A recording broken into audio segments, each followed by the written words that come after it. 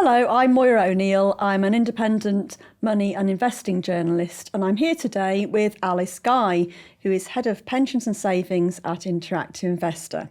Welcome to this special edition of the Steps to Investing podcast, sponsored by Witan Investment Trust. We're going to be discussing tips for investors in their 40s and 50s, and most people of this age are starting to think about their retirement plans. You may want to improve your current plans. You may be worried about the money that you set aside isn't going to be enough.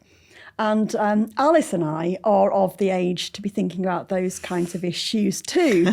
But we've also been writing about them for many years. So over the next 30 minutes, we're going to discuss various things, including cutting taxes, setting goals, choosing the types of investments that you want to get and that are going to suit your own goals. And also we're going to do a bit on financial advice and the state pension. But first, let's look at using ISAs, that's individual savings accounts. And you can use them to both save and invest. So Alice, ISAs are one of the things that we call tax efficient investing, but what does that actually mean? So you've got your investments, and they might be shares or funds or investment trusts. And then we have what we call a wrapper, which is basically how you hold those investments. So when we say a tax-free wrapper, we mean a way that you can protect those investments from tax. And it's mainly capital gains tax and dividend tax. Now, those allowances have come down recently, so it's really important, especially as your wealth begins to grow, to protect your assets in a tax-free wrapper, like an ISA or a pension. So when it comes to ISAs, what are the key benefits? So as I said, it's a tax-free wrapper. Compared to pensions, so with a pension you get tax relief on the way in. So when you put money into a pension, the government tops out with tax relief. But when you come to draw that pension in retirement, you'll pay some income tax on that pension income that you draw. With ISAs, it's kind of the other way round. So you put money in, you don't get any tax relief when you put it in, so it's coming out of your net income. But then when you come to draw that money out of your ISA, you don't have extra tax to pay at that point. So it's kind of swings and roundabouts. Yeah, great. And I've heard one of the really brilliant things about ISAs is when you come to retire and you're drawing that income, you don't have to even put it on your tax return anymore. So it's a little bit less administration for you. Yeah, it is. Yeah. It is a bit more hassle-free, and also they're a little bit more flexible because with pensions, you can't start drawing it until you're 55, and it's going to go up to 57 soon. Whereas with ISAs, there's no kind of age limit on when you can draw it. Although in some ways that might be a disadvantage because you might be tempted to dip in too early and start using up your retirement pot. Great. So they're sort of like they can be used as a gap filler if you wanted to retire early, but you just have to be careful about using them too much.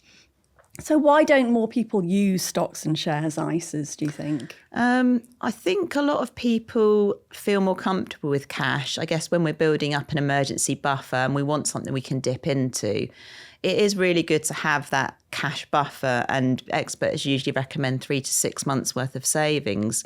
I think investing can seem a bit scary for people if they haven't really thought about it before. But I think once you've got to that 3 to 6 months worth of savings, and if you've got kind of short-term needs you're going to need in the next 5 years, you potentially might want cash as well. But over and above that, you are potentially going to get much better returns from investing than from cash, especially in the long run. But ISAs, as you mentioned, aren't your only options. And many people also use self-invested personal pensions or their workplace pensions or any other pension that's there available to supplement what they're doing. And a self-invested personal pension might be particularly useful for those who are self-employed. Or, for example, if you received like a windfall through inheritance and you didn't know where to put it. So pensions and SIPs in particular, what are the benefits there? If you think about a workplace pension, you put your money in and then you get that tax relief on top, and then you also get your employer contributions on top. So you're really, really boosting up those investment returns straight away. In fact, you're basically doubling your returns straight away on a workplace pension, and even more if you're a high rate taxpayer. With a SIP, as you say, they're really good for self-employed people. And the other way people will often use them is if they're getting into their 40s and 50s and they might have built up lots of pension pots throughout their working life. And then it gets to the time where they think, right, I don't really want 5 pension pots. I need to bring them all together into one place.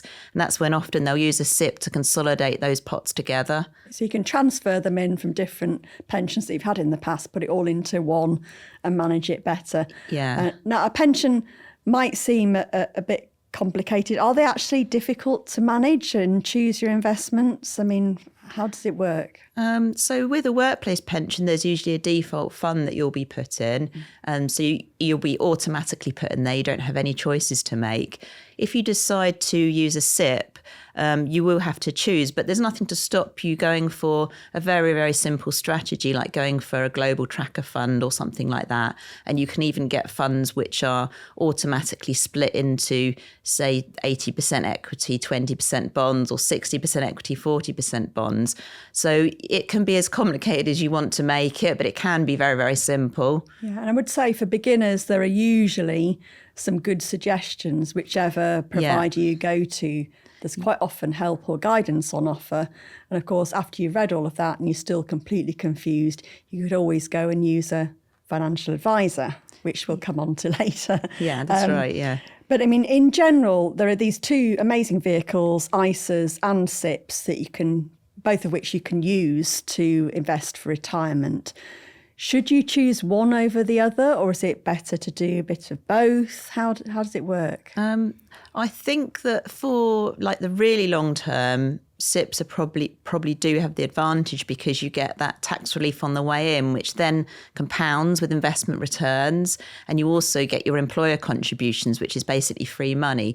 But if you're already contributing enough to get those contributions, there are pros and cons to both. And I think a lot of people do choose to go with both types. You've got that real flexibility with an ISA. But basically you can invest in whatever you like within both of those wrappers. You're not really constrained by whether it's in a pension or an ISA. I think the other thing people will sometimes do is if they've got, say, something that they want to use in the next 5 years for their ISA, and they might be saving for a new kitchen or a really amazing holiday or something like that, they might choose to use a different type of asset like money market fund or gilts or something like that. So you really have a lot of choice depending on your goals with your investments. Yeah, and probably something we should mention is that when you're choosing an ISA or a SIP, a pension, then you should also think about your own individual tax circumstances, because we all have different levels of income tax that we pay, and SIPs can be particularly advantageous if you reach a higher tax band, can't they? Yeah. So you can get the higher the tax rate that you're paying, the bigger the boost you're going to get within your pension, effectively. Yeah, so basic rate taxpayer, if they pay £80 into their pension, it gets boosted by 20%, so up to £100. With a higher rate taxpayer, if they pay in £60, they'll get it boosted up to £100. Now, the thing to remember if you are a higher rate taxpayer is if you're paying into a SIP, you don't always get that tax relief automatically. So you will get the 20% as if you're a basic, because your pension provider doesn't necessarily know what your earnings are. And then you need to, if you fill in a tax return, you need to remember to put in your pension contributions on that tax return. If you don't fill in a tax return, you can write to the taxman and tell them, look, I pay into a private pension, I think I might be due a rebate, and they will work out how much your rebate is for you. But you need to just make sure you do that. So we've discussed the importance of investing tax efficiently. And you've chosen your tax wrapper, whether it's an ISA or a SIP or both. So how do you really decide what you put inside it? You've mentioned some investments that you could have. There are bonds, equities, money markets, you can choose funds. But you'll need to set some investment goals first, won't you, in order to then choose the right investments to go with them. Yeah, and I think this really fits into what we were touching on with retirement planning for people in their 40s and their 50s. So a lot of people now will choose to do income drawdown in retirement, which means that they're going to stay invested for the long term.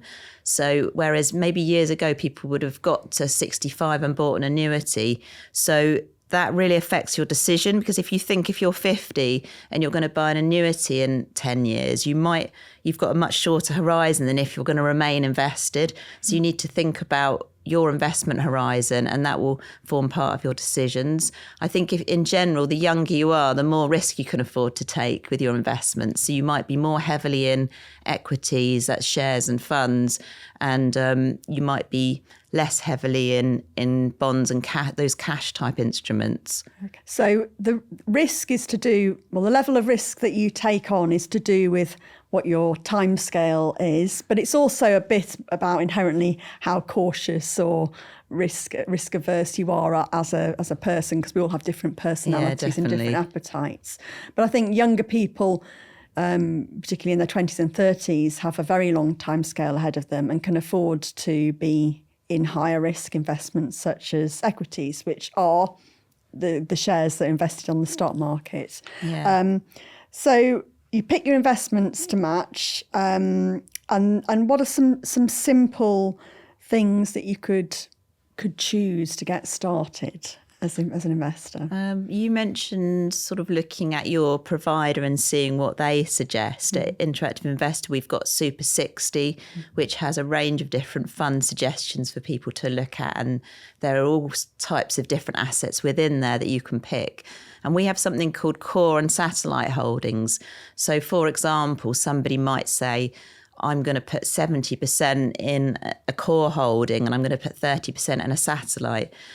So core would generally be things like a global tracker fund that tracks the whole market, or they might be an active fund, but they would aim to replicate an index fund fairly closely.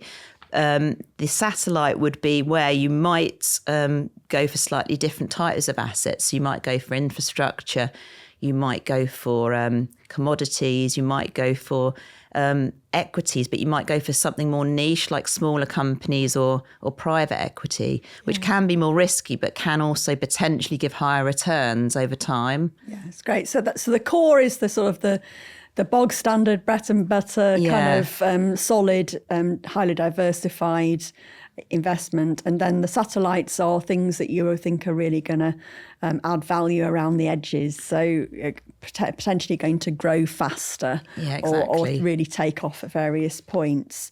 But I mean, we can't really talk about pulling a portfolio together without mentioning the magic words, which are asset allocation, which is the investment jargon for not keeping all your eggs in one basket, basically, and making sure that you do spread your investments between different types. And of course, you can just pick a professionally managed investment fund or an investment trust that does that for you. Because the investment industry is very good at picking these sort of one-fits-all types of funds. Or you can, if you want to make things a bit more complicated, you can have a lot of fun pulling that together yourself. But I think it is important to try and make things simple where you can. And also, Alice, I think we need to talk about costs, because they're such an important thing when you're investing. They are the one thing that you can control as an investor, really. You can't control what the stock market does, but you can control what you pay.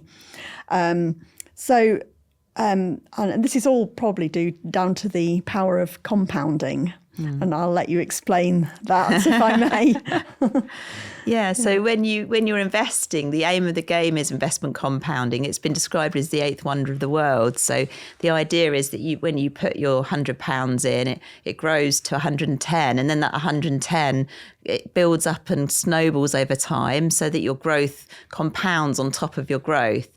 So you get that.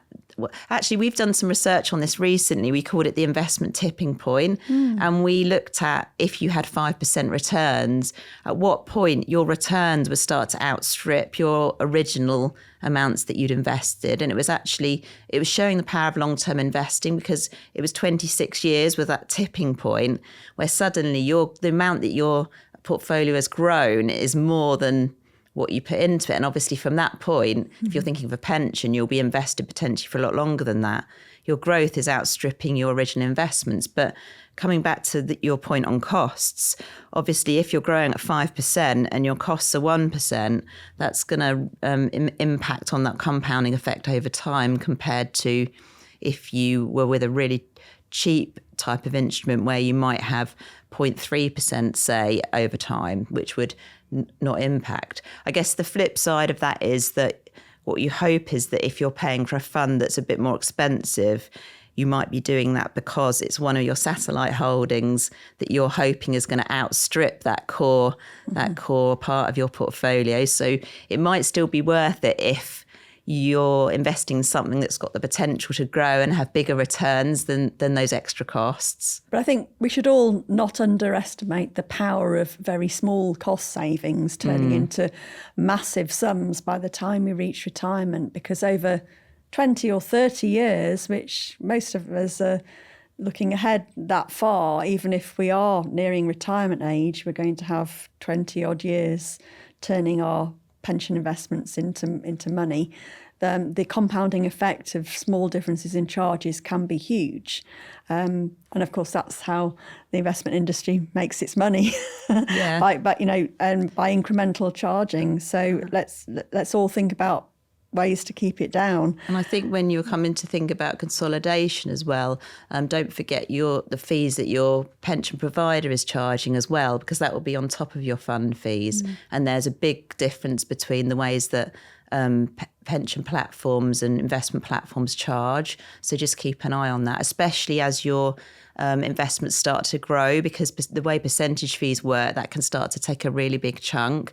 And actually with Interactive Investor, we have a flat fee, so it can be better value once you've got a bigger pot size. Yeah, definitely. And there are tools out there to help you work out which platforms are cheaper as well. So there's quite a few good websites out there to help.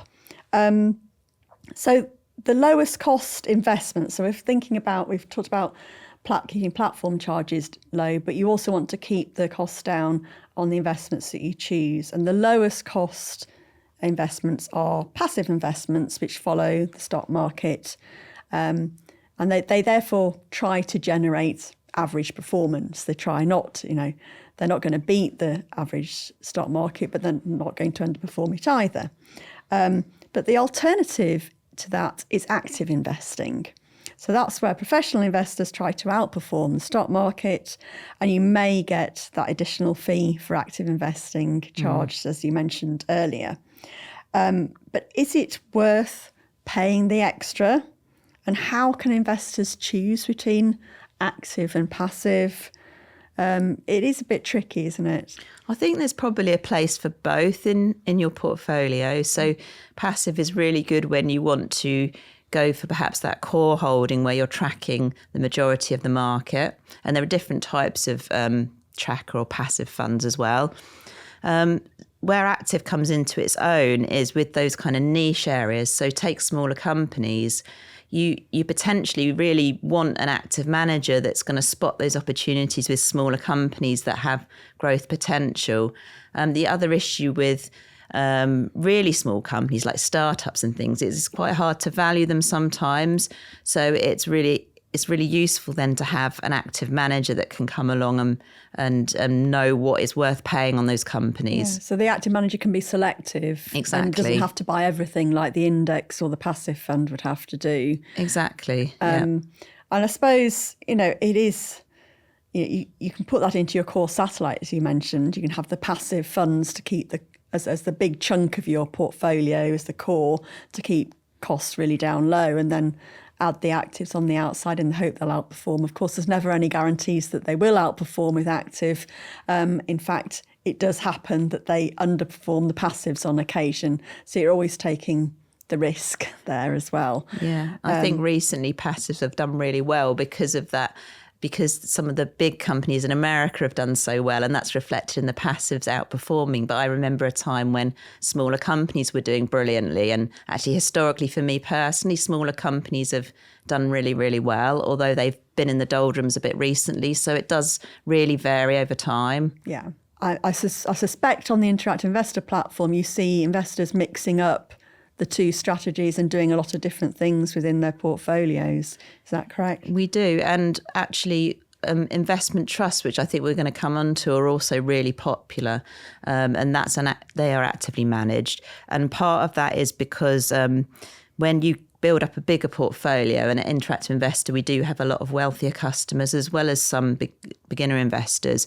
But when you've got a bigger portfolio and you're coming up to retirement, a lot of people move to an income strategy where they're using dividends to fund their retirement. And that works really, really well within an actively managed environment, because they'll be able to pick those companies that historically pay out really good dividends. Yeah. Great. Well, you've brought us on to investment trusts, which is what we really wanted to talk about. So they are the best kept secret in the city. They're not marketed as heavily as their their open-ended fund cousins. And investment trusts are professionally managed like a fund, but they're bought like shares on the stock market. And they've got a few advantages that make them particularly good vehicles for investing over the very long term. What are the ones that you'd pick out, Alice?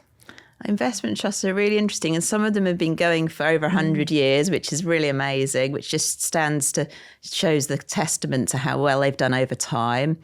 One of the things about investment trusts is because they're an individual company, they've got that board of directors to kind of keep an eye on what's going on and really keep the tight rein on performance.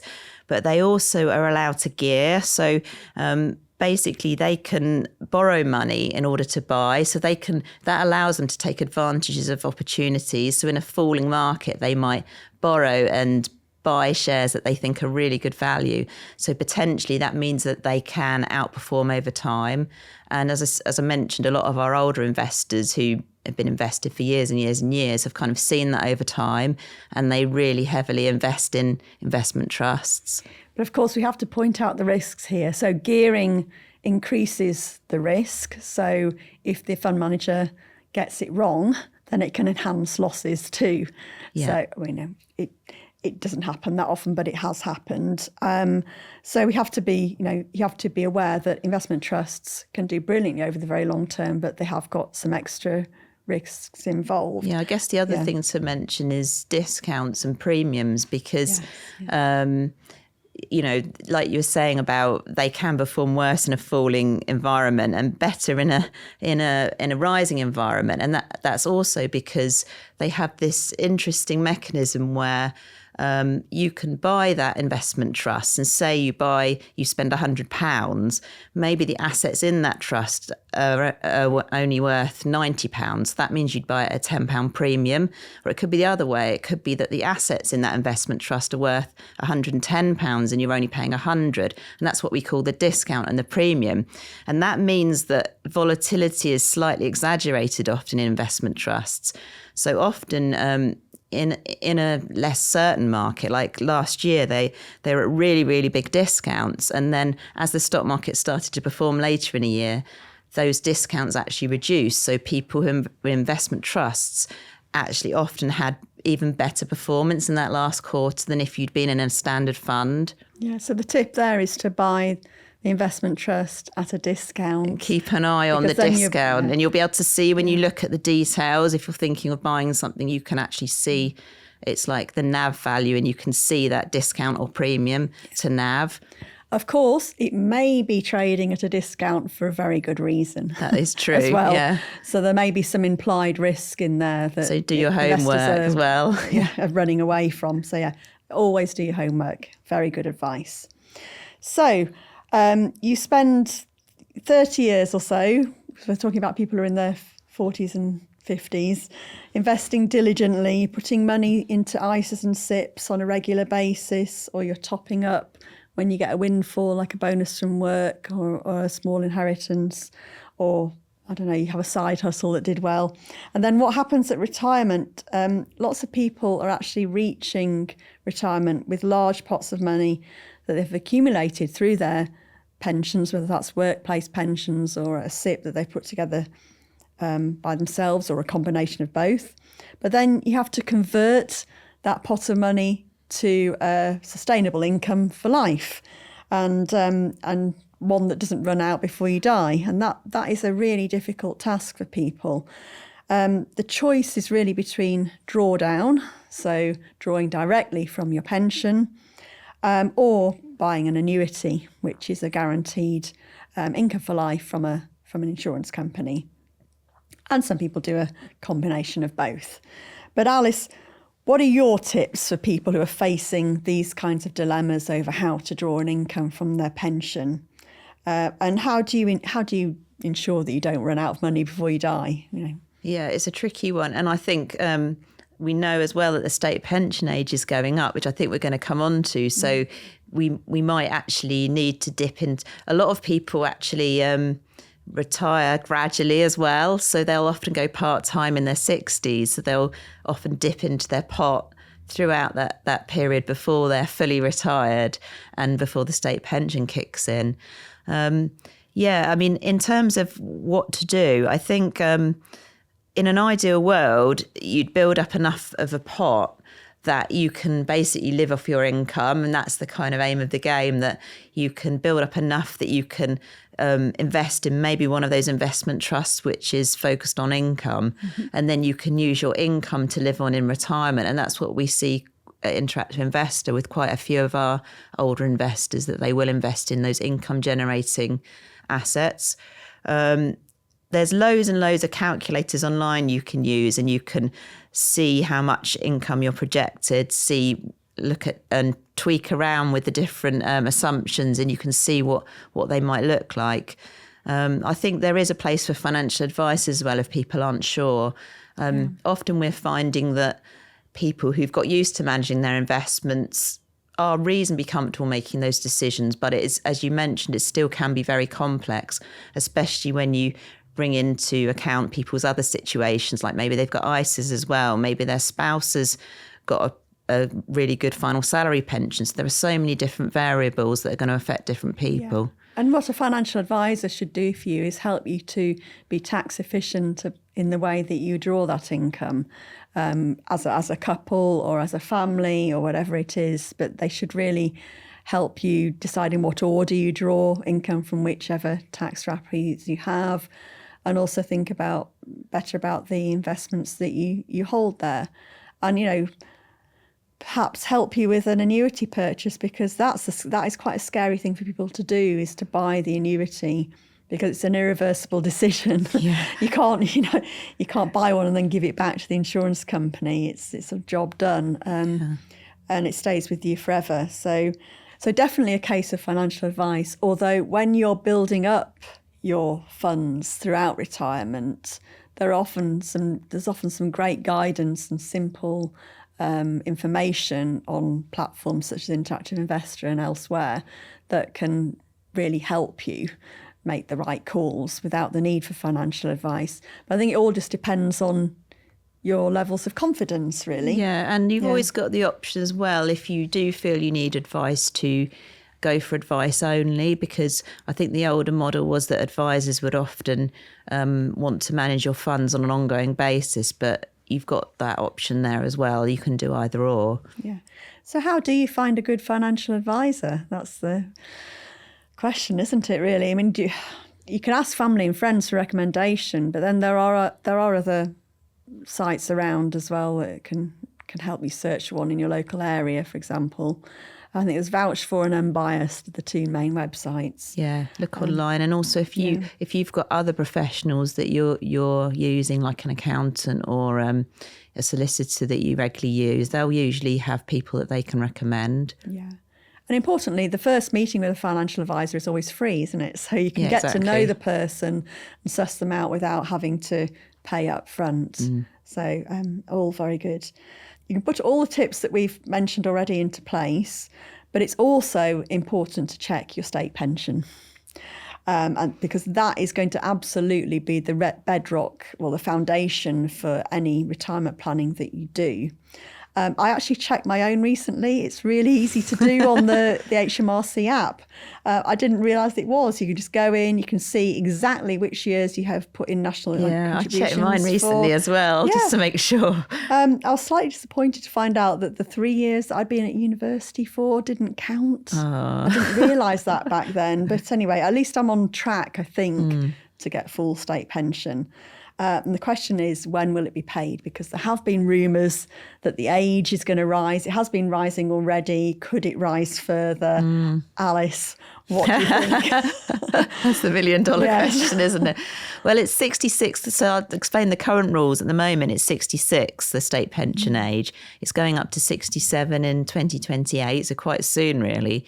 And then it's due to rise to 68 in 2046. So that means if you're in your mid-40s, the state pension age is already definitely going to be 68. So that there's always been kind of rumours about whether it will go up more quickly. We just don't know is the answer. I think the government does recognise that the state pension is crucially important for people, and they have an independent body that regularly reports on the state pension age. So it is something that they are actively considering, but they would look at it in the round. I think they do genuinely understand that there are big ramifications to any changes. I mean, that's all more reason to get your ISAs and your pensions and everything that you have in order, really. Yeah. So, think of state pension as it's a bit like an inheritance or a bonus. It's something that we all hope we're going to get, but we can't 100% rely on. And we just need to make sure that we are self-reliant in the sense that we've got a plan and we've got investments, and we're happy with how they're invested, and we're being as tax efficient as we can, and we're keeping our costs down. I hope that Alice Guy of Interactive Investor and I have helped you start thinking about how you might get your plans in order. And it's never too late to improve your situation. If you've been watching on YouTube and you have any questions, please put them in the comments box below. Thank you to our sponsor, Witan Investment Trust, and thank you for tuning in. Remember, when investing, your capital is at risk and you may not get back the original amount that you put in.